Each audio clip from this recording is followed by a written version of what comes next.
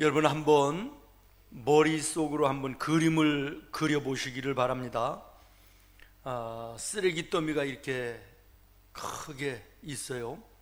악취가 풍겨나고 파리떼가 들끓고 아주 너저분하기 그지없습니다. 그런데 그 위에 빨간 장미꽃이 피어 있다 생각해 보세요. 얼마나 아름다워요?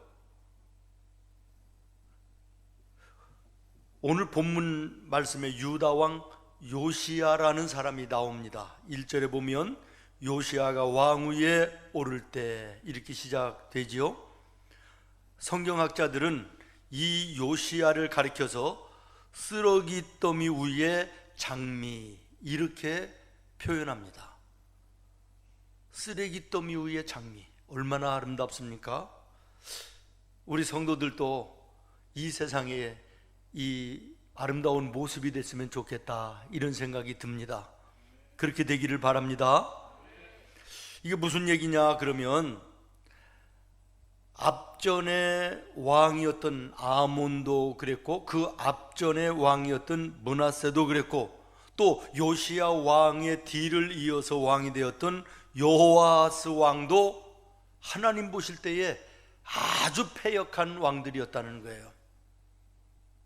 하나님이 가장 싫어하시는 우상 숭배를 하고 부정과 부패, 타락, 음란한 이런 것들로 이스라엘 땅이 가득했다 그런 얘기입니다.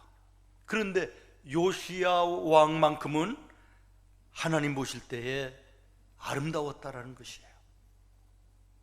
전혀 반대였다는 거예요. 2절 말씀 한번 보시겠습니까? 요시야가 여호와 보시기에 어떻게 행했다고요? 정직하게 행했다. 그리고 그의 조상 다윗, 하나님의 마음에 가장 기쁘고 흡족해 하던 사람이 다윗 아닙니까? 그런데 다윗의 모든 길로 행했다.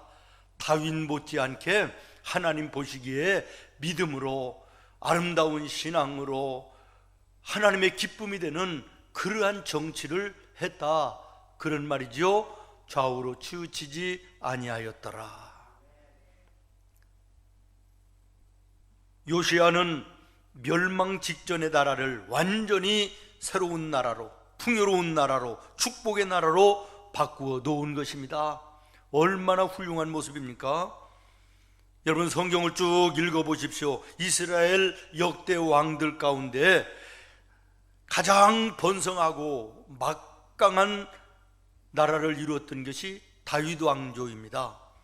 그런데 이 요시야 왕이 여기에 버금가는 아름다운 나라, 복된 나라를 만들었다 그런 얘기예요. 여러분 이 놀라운 기적 같은 축복의 역사를 이룰 수 있었던 요시야의 가장 큰 요인이 무엇이었습니까?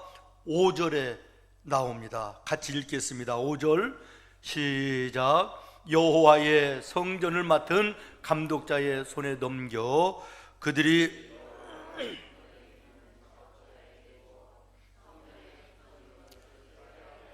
아멘. 성전이 부서진 것을 보았다라는 거예요.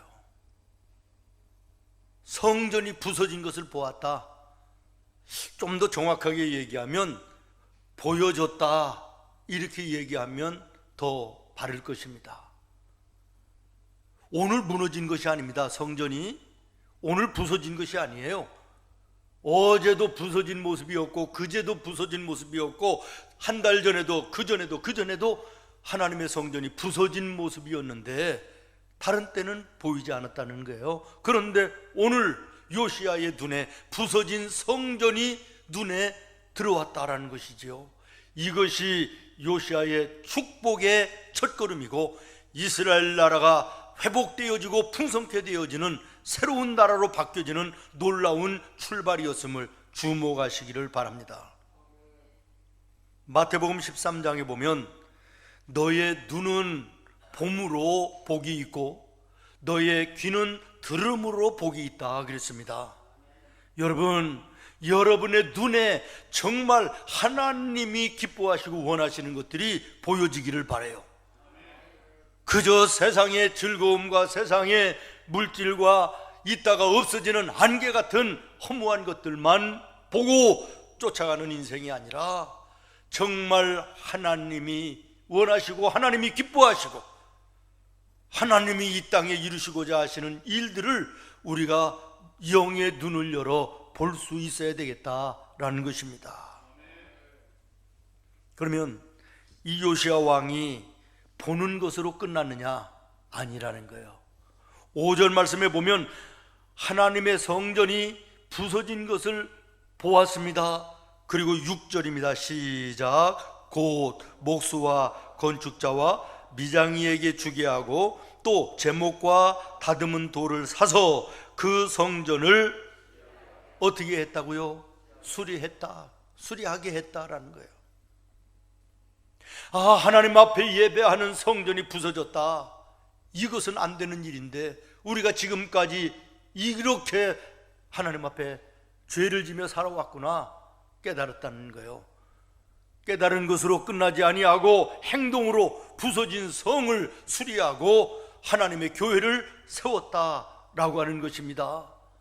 그 다음에 쭉 내려가서 11절입니다. 시작. 왕이 율법책의 말을 듣자 곧 그의 옷을 찢으니라. 성전을 수리하다가 보니까 하나님의 성경책이 발견되어졌다, 그런 얘기예요. 그 성경 말씀을 듣는 중에 그 마음의 잘못을 깨달았고 하나님 앞에 무릎을 꿇었다는 것입니다. 여러분, 이 말씀을 잘 정리해 보십시오. 부서진 성전을 보았다. 이 모습으로 있어서는 안 되는 것인데 우리가 하나님 앞에 범죄했구나 돌이켰다는 것이에요. 그리고 부서진 교회를 세웠다는 것입니다. 그리고 말씀을 들을 때 마음속에 찔림이 있어 하나님 앞에 무릎을 꿇었다. 다른 말로 간단하게 얘기하면 회개입니다. 리저널레이션. 걸어오던 길을 돌이켜 하나님께 돌아가는 회개가 이루어졌다, 그런 얘기입니다. 그렇습니다. 사랑하는 성도 여러분, 하나님 앞에 돌아올 때 하나님께서는 무너졌던 모든 것들을 다시 세워주시고 회복의 은혜를 베풀어 주시는 것입니다. 요시야 왕은 하나님의 말씀을 듣고 하나님 앞에서 옷을 찢었다. 다시 말하면 옷을 찢는 것처럼 하나님, 내 마음에 죄된 것을 마음을 찢어 하나님 앞에 회개하고 돌아갑니다 라고 하는 신앙의 고백이었음을 기억하시기를 바랍니다. 요시야는 자신뿐만 아니라 열조들이 하나님 앞에 범죄했던 모든 것들도 자기 죄로 알고 하나님께 회개하고 마음을 찢듯이 옷을 찢으면서 하나님 앞에 나아갔다라는 것이에요. 그러면 그것으로 끝났느냐? 아니요. 23장, 그 다음 장 23장에 보면 전무후무한 요시야의 개혁운동이, 대숙청 작업이 시작이 됩니다. 다시 말하면 하나님의 말씀에서 허락하지 아니했던 모든 것들을 완전히 다 쓸어버리는 영적인 대청소를 시작했다라는 것이에요. 우상을 숭배하던 산당들을 다 불태워버리고 손으로 깎아 만들고 새겨 만드는 우상단지들을 깨트리고 부수고 빻아서 가루를 만들어서 흘러가는 물에 흘려보냈다라는 것이에요. 이스라엘 전역의 모든 우상을 남김없이 쓸어버렸다, 그런 얘기입니다. 이스라엘이 정결해졌습니다. 이스라엘이 이제는 거룩해졌습니다. 하나님은 은혜와 복을 그 이스라엘 동산에 쏟아 부어주기 시작한 줄로 믿으시기를 바랍니다. 끊어졌던 하나님의 성전의 찬송 소리가 다시 울려 나오기 시작했습니다. 하나님의 말씀이 이제는 증거되고 선포되기 시작을 했습니다. 죄악의 땅이 축복과 희망의 땅으로 변했습니다. 사랑하는 여러분, 이것이 회개 후에 찾아오는 축복임을 기억하시기를 바랍니다. 여러분 혹시 여러분의 마음 속에, 여러분의 가정에, 우리 교회 안에, 이 나라에 불살라 버려야 될 것은 혹시 없는가? 깨트려 부수고 빻아서 강물에 흘려보내듯 예수님의 십자가의 보혈로 씻음받아야 될 요소들은 없는가? 내 자신을 돌아봐야 되겠다라고 하는 것입니다. 여러분, 성경 전체를 읽고 연구를 하다가 보면 분명한 원리 하나를 발견하게 되는데, 그것이 뭐냐면 하나님이 은혜 쏟아 부어주심과 복을 주시는 것과 또 축복의 삶을 주시기 전에 반드시 회개의 운동이 일어났다는 것이에요. 개인이든 가정이든 국가이든 마찬가지입니다. 저 개인적인 경험인지는 모르겠습니다만은 결코 성경적이 아니라고는 얘기를 못하겠습니다. 저는 성경적이라고 믿는데, 어떤 것이냐면 교회의 어떤 큰 문제, 내 힘과 내 방법으로는 감당할 수 없는 어려운 문제를 직면했을 때 하나님 앞에 기도의 무릎을 꿇면 어떤 문제 앞에서는 하나님께서 내 마음의 가장 깊은 곳으로부터요 뜨거운 것이 일어나 나도 모르게 눈물이 주르르 흐르면서 하나님 앞에 기도하게 됩니다. 그러면 느껴지는 것이, 하나님이 나의 기도를 들으시는구나. 반드시 이후에 하나님이 응답하시고 해결하시는 놀라운 일들을 수도 없이 경험하며 여기까지 왔습니다. 여러분, 여러분의 삶에 하나님이 부으시는 은혜와 복의 역사가 나타나기 전에 반드시 여러분의 마음의 중심으로부터, 가정으로부터, 교회로부터 회개가 일어난다는 사실을 주목하시면서 이 말씀을 여러분의 마음에 품는 은혜가 있기를 바랍니다. 다시 말씀드립니다. 여러분, 혹시 불태워버려야 될, 부숴서 빻고 가루를 만들어 강물에 흘려보내야 될 내 마음에, 내 가정에 죄악된 모습은 없는가? 오늘 이 아침 점검하고 하나님 앞에 돌이켜 회개의 역사가 있기를 바랍니다. 저는 운동을, 탁구를 하는데 지난주에 아주 막상막하의 실력을 가지고 있는 목사님과 시합을 했어요. 근데 질 게임이 아닌데 졌어요. 왜 그런지 아십니까? 실력이 없어서 진 것이 아니라 운동화 속에 무언가 가시인지 무슨 돌인지 조그마한 것이 신경이 쓰이게 하는 거예요. 그러니까 이쪽에 신경을 쓰고 경기를 하려니까 결국에는 지게 되더라고요. 등산하는 사람들도 얘기를 들어보면 그렇습니다. 정상에 실패하는 이유가요, 어떤 엄청난 높아서 험해서가 보다는 등산화 속에 모래알갱이 하나, 이것 때문에 실패하는 경우가 많다는 거예요. 여러분, 우리의 인생길 걸어가다가 만나는, 신앙의 길 속에 만나는 엄청난 죄악 때문에 우리의 인생이, 우리의 신앙이 무너지고 실패하는 것이 아니라 마음속에, 내 가정에 남아있는 조그마한 죄악의 모래알갱이 같은 이것이 우리의 인생과 우리의 신앙을 무너지게 할 수 있다는 것, 실패하게 할 수 있다는 사실을 기억하시기를 바랍니다. 여러분, 한번 생각해 보세요. 길을 걸어갈 때 커다란 바위에 부딪혀서 넘어집니까? 아니죠. 조그마한 돌멩이에 부딪혀서 쓰러지고 넘어지는 거예요. 무슨 말입니까? 우리의 마음과 가정과 우리의 삶 속에 하나님이 기뻐하시지 않는, 하나님의 말씀에 어긋나는 작은 죄의 요소라도 할지라도 하나님 앞에 회개함으로 해결받는 역사가 있어야 된다라는 것이에요. 그렇게 될 수 있기를 바랍니다. 그 다음에 요시야는 회개만으로 끝난 것이 아니라 오늘 8절 말씀 같이 읽겠습니다. 시작. 대제사장 hil기야가 서기관 사반에게 이르되 내가 여호와의 성전에서 율법책을 발견하였노라 하고 hil기야가 그 책을 사반에게 주니 사반이 읽으니라.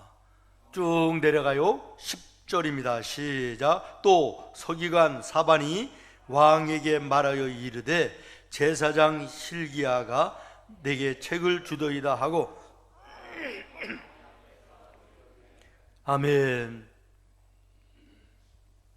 제사장 hil기야가 성전을 수리하다가 보니까 먼지 속에 쓰레기처럼 버려져 있던 율법책, 오늘로 얘기하면 성경책을 발견했다라는 것이에요.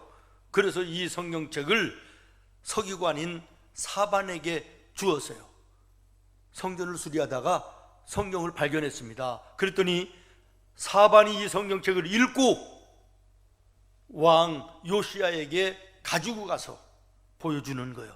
그랬더니 요시야 왕이 읽어봐라. 사반이 요시야 왕 앞에 하나님의 말씀 성경을 읽을 때 그 말씀을 들은 요시야 왕이 11절 같이 읽습니다. 시작. 왕이 율법책의 말을 듣자 곧 그의 옷을 찢으니라. 감추어져 있던, 팽개쳐져 있던, 보이지 않던 하나님의 말씀이 이제는 드러나 하나님의 말씀이 회복되는 놀라운 역사가 나타났다라고 하는 것입니다. 여러분, 지금까지 이스라엘 백성들에게 하나님의 말씀이 안 주어진 것이 아니라 율법책으로 주어진 것인데 이스라엘 백성들이 그 하나님의 말씀 성경책을 가볍게 여겼다는 거예요.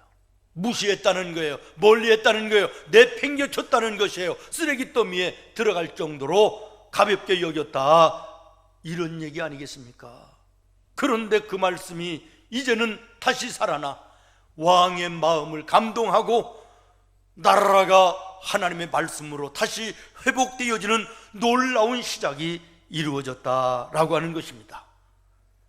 사랑하는 여러분, 성경을 읽다가 보면 이스라엘의 역사를 쭉 우리가 발견하게 되는데 하나님의 말씀을 귀하게 여기고 존중하며 그 말씀에 순종하며 가까이 하는 삶을 살 때는 번성하고 창대한 왕국을 이룰 때였지만 하나님의 말씀을 없이 여기고 멀리하고 가볍게 여기던 시대는 암흑의 시대였음을 우리가 발견하게 되는 것입니다.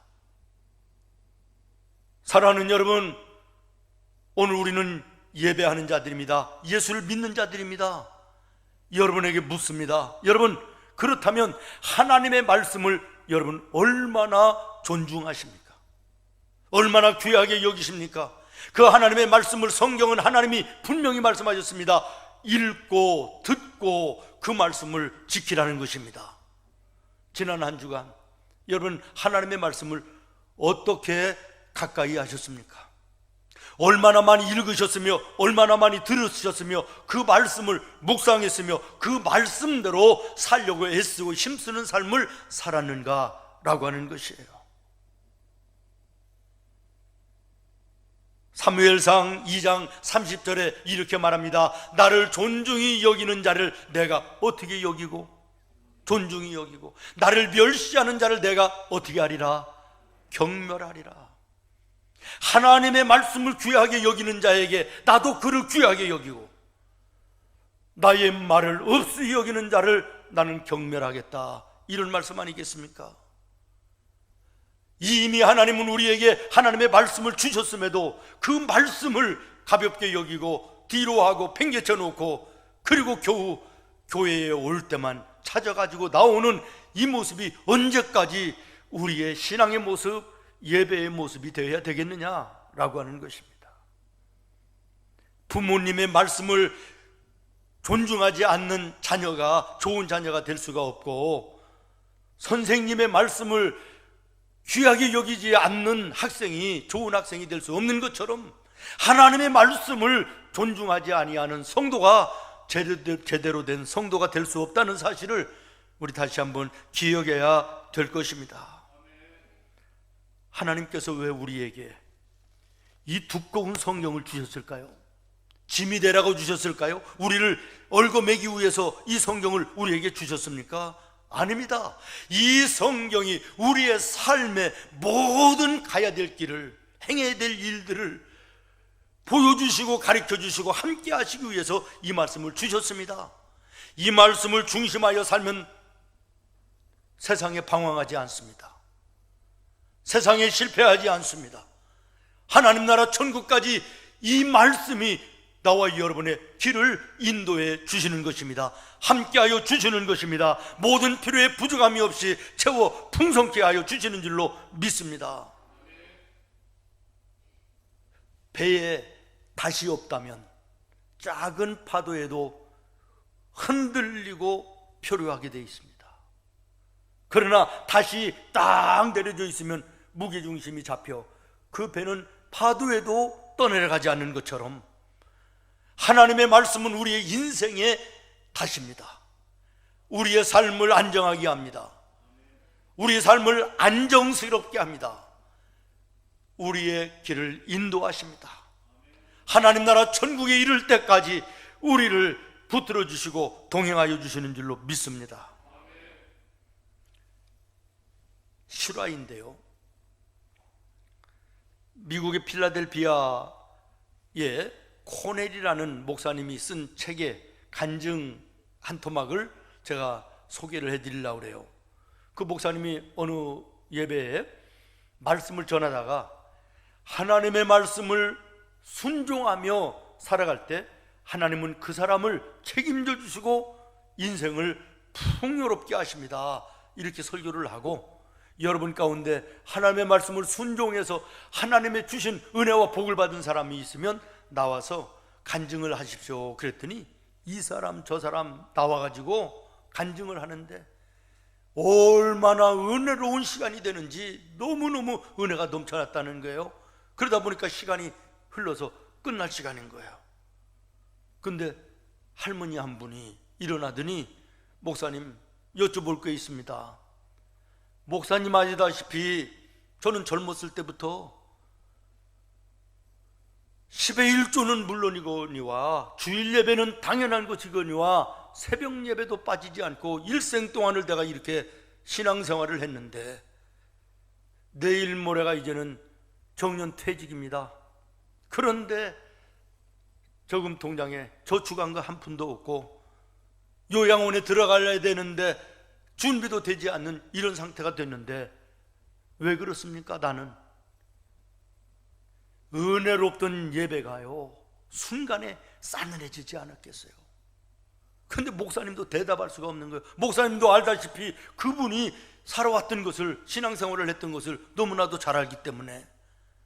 그래서 얼버무리면서 할머니 시간도 됐고 이제 끝나야 되니까 다음 주일날 이런 시간을 또 가지면서 대답을 해드리겠습니다, 이러고 이제 얼버무려 끝냈다는 거예요. 그리고 나서 일주일 동안 목사님이 얼마나 많이 답답했겠어요. 뭐라고 대답을 해야 될까? 성도들 앞에 그 할머니에게 일주일이 다 지나갑니다. 토요일 날 오후가 됐습니다. 그런데 한 사람이 찾아왔어요. 이분이 누구냐 그러면 세계적인 백화점 왕인 와나메이커라는 분인데 그 지역에 사시는 그런 분인데, 목사님 알다시피 우리 재단에서 하나님을 위해서 우리는 수입의 10분의 7을 사용하는 거 아시지 않습니까? 이번에 우리가 사회복지기금으로 수천 달러를 책정을 하고 사람을 선정하는데 사람들의 추천을 받아서 목사님 교회에 어느 분을 1호 수혜자로 이렇게 결정을 했습니다. 그런데 그 할머니인 거예요. 그 할머니가 그 백화점에서 저 한쪽 귀퉁이에서 평생도록 일을 하고 퇴직을 하는데 주변에 있는 사람들이 그 할머니의 성실하심을 칭찬하고 추천을 해가지고 제1번 수혜자가 됐다, 이런 얘기 아니겠습니까? 그래서 목사님이 그 할머니를 불러가지고 그 얘기를 전달을 했더니 그 할머니가 눈물을 흘리면서 나도 한 주간만 참고 기다렸으면 다른 사람들처럼 은혜로운 간증을 할 수 있었을 텐데요, 하나님 앞에, 교회 앞에 죄송하다고 눈물을 흘렸다, 뭐 이런 간증이에요. 무슨 얘기인지 이해되십니까? 하나님의 말씀을 붙들고 그 말씀대로 걸어가는 자, 하나님께서 반드시 그냥 두지 않는다는 것이에요. 반드시 함께 하신다는 것이에요. 책임져 주신다는 것이에요. 오늘 여러분의 삶에 하나님의 말씀이 어떤 의미입니까? 그 말씀을 오늘 나는 어떻게 생각하고 그 말씀을 어떻게 살고 있는지 내 자신을 돌아보는 귀한 시간이 되기를 바라고, 요시아와 이스라엘 나라가 하나님의 말씀이 회복되어질 때 놀라운 부흥의 역사와 축복의 역사가 이루어졌음을 다시 한번 주목하시기를 바랍니다. 이것으로 끝난 것이 아닙니다. 한번 생각을 해보십시오. 부서진 성전을 보았다. 그리고 그 성전을 수리하고 새롭게 세우며 하나님의 말씀 앞에 무릎을 꿇고 말씀이 살아났다. 그 다음에는 무엇입니까? 자연스럽게 따라오는 것이 예배가 회복된 것입니다. 예배가 회복된 것입니다. 부서졌던 성전에서 이제는 찬송 소리가 터져나오기 시작했습니다. 하나님의 말씀이 선포되고 그 말씀 앞에 은혜 받고 그 말씀을 힘을 입어 세상을 사는 놀라운 역사들이 일어나게 되면서 이스라엘 나라는 무너짐의 위기 속에 찾아볼 수 없는 번성과 창대함의 역사를 이루었다는 사실을 여러분 주목하시기를 바랍니다. 사랑하는 여러분, 오늘 우리도 무너진 예배를 보아야 되지 않겠습니까? 무너진 예배를 회복해야 되지 않겠습니까? 언제까지 이 모습으로 하나님 앞에 예배해야 되는 것입니까? 오늘 우리 한국 교회가, 우리 성도들이 악한 마귀와 악한 세상에게 예배를 빼앗겼습니다. 이 코로나가 시작되기 이전에도 이미 이 한국의 교회들의 예배와 우리 성도들의 예배가 무너졌었습니다. 환경에 따라서 시대가 바뀌었다, 이제는 예배도 달라져야 된다 그러면서 예배도 여기로 옮겼다가 저기로 옮겼다가 저녁에 또 오기 어려우니까 아침에 온 길에 예배 드리고 점심 먹고 또 예배 드리고 저녁 예배는 없애자, 뭐 이런 예배가 한국 강단의 교회에 가득했지 않습니까? 하나님의 거룩한 말씀이 선포되는 강대상이 없어졌습니다. 무대를 만들었습니다. 이기저기를 뛰어다니며 코미디하는 것처럼 설교하고 하나님의 말씀을 시와화해서 웃고 돌아가야 은혜 받았다라고 하던 이런 모습이 코로나 이전의 한국 교회의 모습이었습니다. 저는 여러 목사님들과 다퉜습니다.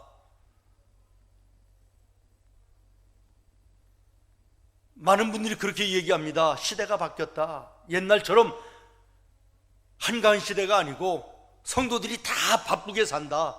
그러니까 예배도 우리의 환경에 맞게, 성도들의 환경에 맞게 바뀌어져야 되는 거 아니냐, 이런 것입니다.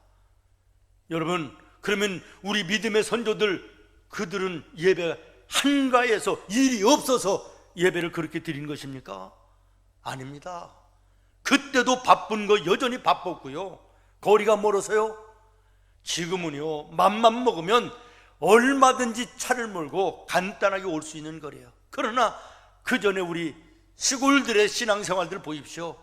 1시간, 2시간 보통 걸어서 예배당에 가는 거리가 그랬습니다. 코로나로 인해서 예배가 무너졌다, 저는 그렇게 생각하지 않습니다. 이미 한국 교회는 예배가 무너져 있었습니다. 예배의 모습이 하나님 보시기에 패역했다고 저는 그렇게 생각을 하는 것입니다. 여러분 한번 생각해 보십시오. 불교에서는 우리가 드리는 이 예배라는 용어를 뭐라고 얘기 하던가요? 예불을 드린다 이렇게 했죠. 예불. 불교에서 예불 드리는 거 봤습니까? 얼마나 정갈하게 하고 얼마나 정성을 다해서 두 손을 합장하고 그 앞에서 수도 없이 절하고 일어나고 절하고 일어나고 수도 없이 합니다. 천주교에서는 미사라고 얘기합니다.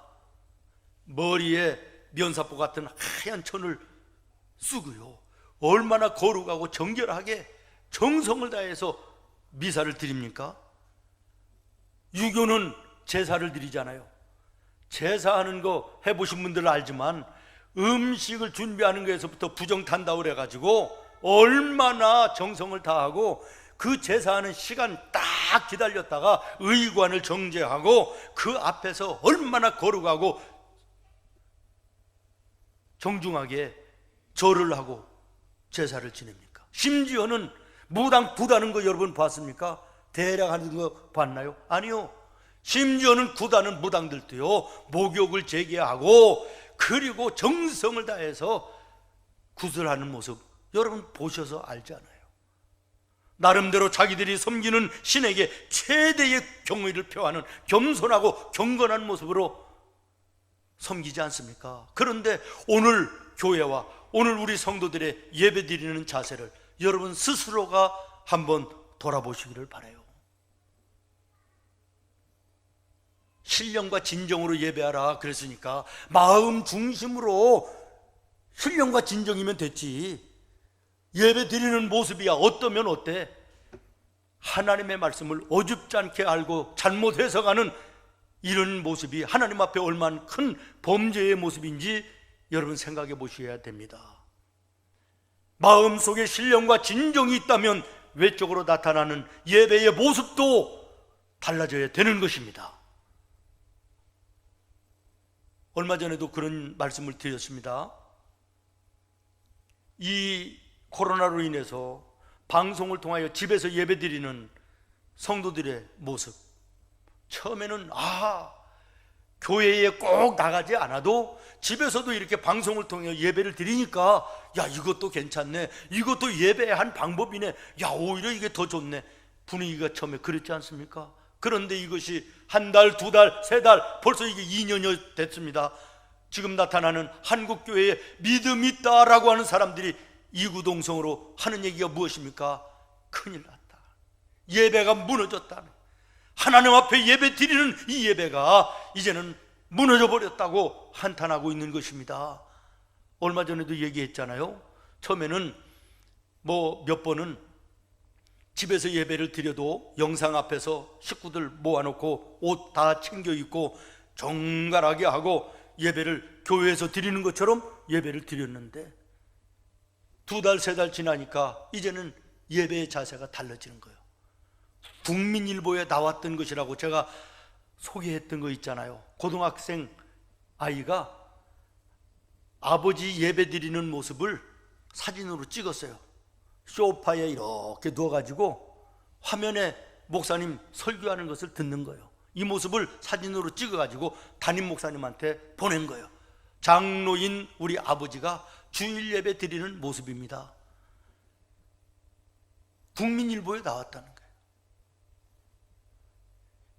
여러분, 이게 오늘 우리가 예배 드리는 모습인데, 거짓말이겠지만 이제는 한 2년여 이렇게 되니까요, 예배를 드릴 때 멸치똥 따면서 드리기도 하고 콩나물 다듬으면서 예배를 드리는 이런 일도 있다. 만들어낸 얘기겠지만 이를테면 예배가 이렇게 변질됐다, 예배하는 우리 성도들의 모습이 이렇게 무너졌다라고 하는 것을 얘기하고 있는 것입니다. 여러분, 장로교 헌법 예배 모범에 보면 이런 조항이 있습니다. 예배 시간에는 모든 사람이 엄숙한 태도와 공경하는 마음으로 예배하고, 목사가 낭독하거나 인용하는 성경 외에는 다른 것을 읽지 말 것이며, 귓속말이나 출입하는 자에게 인사나 곁눈질이나 졸음이나 웃거나 그 밖의 모든 합당치 못한 행동을 일체 말 것이요. 오늘 우리의 예배가 어떻습니까? 정말 신령과 진정의 예배가 오늘 우리 신앙 속에 드려지고 있는지를 돌아봐야 되지 않겠느냐라는 것입니다. 사랑하는 성도 여러분, 오늘 우리가 이 자리에 모였습니다. 설교를 듣기 위해서 모인 것이 아닙니다. 찬양대가 없지만 찬양대의 찬양을 듣기 위해서 모인 것도 아닙니다.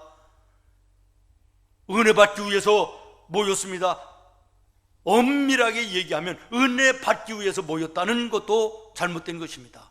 예배는 구원하신 하나님께 감사해서, 구원받은 은혜가 너무나도 만극해서 내 삶에, 내 마음의 중심에 감사를 하나님께 찬양으로, 기도로, 헌금으로, 몸과 마음과 물질과 모든 시간을 주님께, 하나님께 드리기 위해서 모인 것이 예배인 것입니다.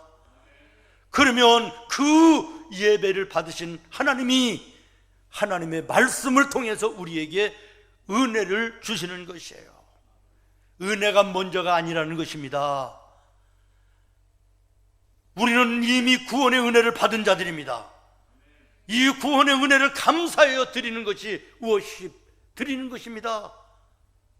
그런데 많은 사람들이 예배를 오해해서 본다고 얘기합니다. 뮤지컬 하나를 보는 것처럼, 경기 하나를 관람하는 것처럼 설교를, 찬양대를 보는 것으로 보는 것이 아닙니다. 워십, 올려드리는 것입니다. 구원받은 은혜, 험한 이 땅 위에서도 함께 동행하시는 이 은혜가 감사해서 내 시간과 내 물질과 내 마음을 주님 앞에 감사함으로 드리는 것이 예배예요. 그러면 그것을 받으신 주님이 하나님의 말씀으로 우리에게 은혜를 주시는 것이에요. 세상을 이길 수 있는 능력을 주시는 것입니다. 이것으로 우리는 세상을 나가 승리하는 것입니다. 오늘 예배의 성공자들이 되어야 됩니다. 예배의 성공자가 인생의 성공자가 되기 때문인데, 예배에 대해서 이제는 이전처럼 강하게 얘기하지 못하는 이 부끄러운 현실 앞에, 하나님 앞에 뿐만 아니라 교회 앞에도, 성도 앞에도 부끄럽기 짝이 없습니다. 유튜브를 보니까요, 자기는 예수를 안 믿는데요, 나는 예수를 믿는 사람이 아닌데 요즘에 교회들을 보면 왜 저렇게 썩어버렸나, 아 이제는 드디어 교회가 가면을 벗어버렸구나, 속에는 다 썩었는데 겉에만 번드르르하게 했던 교회가 이제는 드디어 가면을 벗어버렸다, 이렇게 표현을 하는 거예요. 예배 인원을 제한하고 드려라 마라 하는 이 일에 교회들이 속절없이 끌려다니는 모습이, 나는 신앙이 없지만 저것은 신앙이 아니라고 자기는 생각한다는 거예요.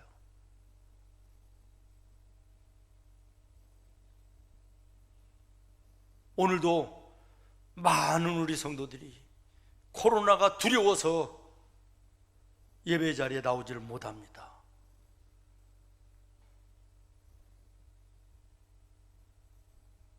예배의 가치가, 설령 예배를 드리다가 감염이 된다 할지라도 그 가치보다 못한 것이 예배입니까?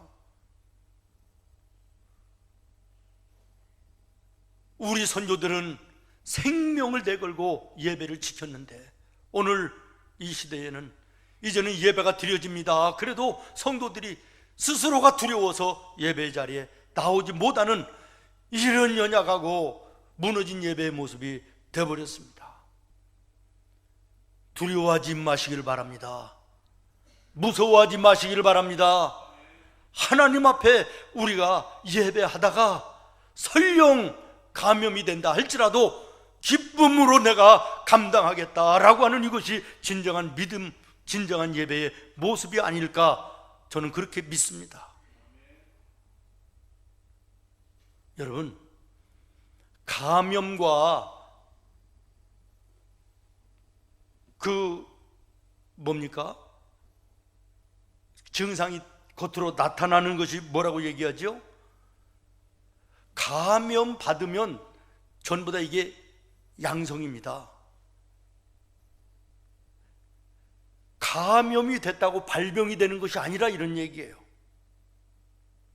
감염이 수도 없이 됐다, 2,000명 지금 뭐 넘어간다 이러는데 감염이 2,000명이지 발병은 거기에서 극소수인 것입니다. 그리고 발병이 됐다 할지라도 죽는 것은 1년에 감기로 죽는 사람보다 훨씬 더 치사율은 떨어지는 것인데 전파의 속도가 빠르다 그래가지고 무서워하는 것이지 이거 죽고 사는 것은 아니라는 거예요. 오늘 예배가 회복되어야 되겠습니다. 하나님 앞에 부끄러움이 없어야 될 줄로 믿습니다. 그러면서 그 예수 안 믿는다는 유튜브가 뭐라고 얘기하는 줄 알아요? 실망했다는 거예요. 한국 교회의 목사들 전부 다 썩었다는 거예요.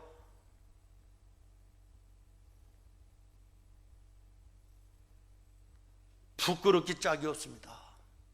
얼굴을 들 수가 없습니다. 그러면서 또 한 분이 탈북자이신데 어느 단체의 회장이더라고요. 그분이 나와서 또 얘기를 해요. 나는 북한에서 내려온 탈북자인데 한국 교회와 목사님들을 보면서 실망했다. 입으로는 강하고 담대하라, 늘 가장 많이 목사님들이 외치는 설교가 강하고 담대하라는 것인데 코로나 앞에서 목사님들의 모습을 보니, 한국 교회의 모습을 보니 인정할 수 없다라는 것이에요. 고개를 들 수가 없었습니다. 다시 말씀드립니다. 사랑하는 여러분, 오늘 이 땅에 무너진 것들을 우리가 봐야 됩니다. 아니, 보여야 됩니다. 요시야가 무너진 예배당이 보여줬던 것처럼 악한 세상과 마귀들에게 빼앗긴, 무너져버린 한국교회의 모든 것들을 우리가 다시 한번 보아야 될 줄로 믿습니다.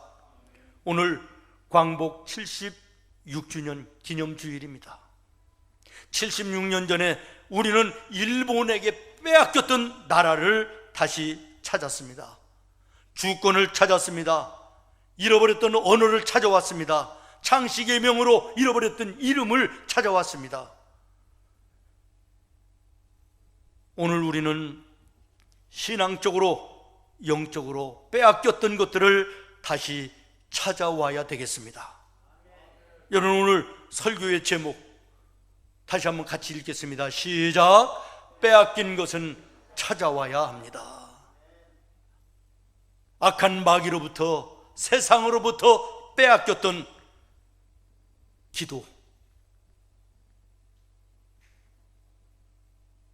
잘못된 것을 돌이켜 회개하며 하나님 앞에 무릎 꿇던 요시야의 그 기도처럼 우리도 이 기도가 회복되어야 될 줄로 믿습니다. 찾아와야 될 줄로 믿습니다. 빼앗겼던 하나님의 말씀, 쓰레기 더미에 묻혀서 없어져 버릴 것 같은 그 율법책이 성전을 수리하다가 발견되어 요시야가 그 말씀에 무릎을 꿇었던 것처럼 오늘 우리도 하나님의 말씀이 성령의 능력이 되고 검이 되어 우리의 심령을 수술하는 놀라운 능력이 되는 하나님의 말씀의 회복이 이루어져야 되겠습니다. 무너진 이 한국 예배당들의 예배가, 오늘 나와 여러분의 마음속의 예배가 다시 회복되어 악한 것들로부터 뺏어와야 될 줄로 믿습니다. 기도하겠습니다. 주님,